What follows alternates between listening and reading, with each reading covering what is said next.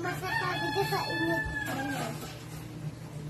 Hindi nyo talaga tatantanan yan pag nasasabi mong ganyan. Hindi mo pa nakakalala. Ikaw, utos ka din eh. Hindi mo pa masabihan. Ang sabi mo. Ang sabi ni Dada, sino maghugas ng plato? Puro cellphone kayo. Hindi makakakilos. Wala, mahiya kayo. Naririnig nyo na yan. 3 taon lang yan.